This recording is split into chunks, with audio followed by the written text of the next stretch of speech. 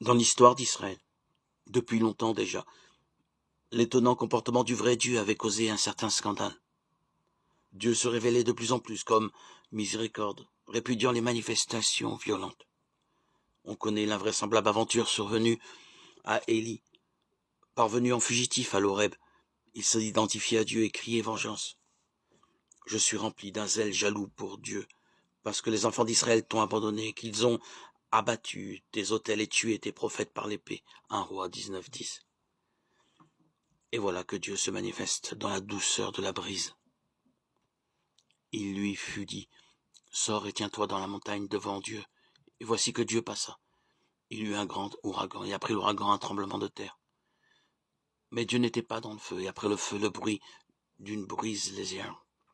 Dès qu'Élie l'entendit, il se voila le visage avec son manteau. Il sortit et se tint à l'entrée de la grotte. 1 Roi 19, 11, 13. Dieu, le Dieu vivant, est d'infinie tendresse. Jonas lui aussi avait connu le scandale devant la conduite du Dieu miséricordieux qui refuse de détruire Nénive. Ah Dieu, dit-il, n'est-ce point là ce que je disais lorsque j'étais encore dans mon pays? C'est pourquoi je m'étais d'abord enfui à Tarsis. Je savais en effet que tu es un Dieu de tendresse et de pitié, lent à la colère, riche en grâce, et te repentant du mal. Jonas 4:2.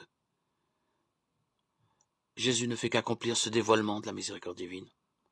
À Jean qui lui demande de se manifester comme Messie, il répond « Regarde la bonté dont je suis la manifestation, contemple ce que je fais et découvre que le mouvement des Écritures converge vers la révélation de la miséricorde de Dieu. » La référence au verset d'Osée dans la bouche du Christ n'est pas fortuite, surtout lorsqu'elle sert à définir sa mission.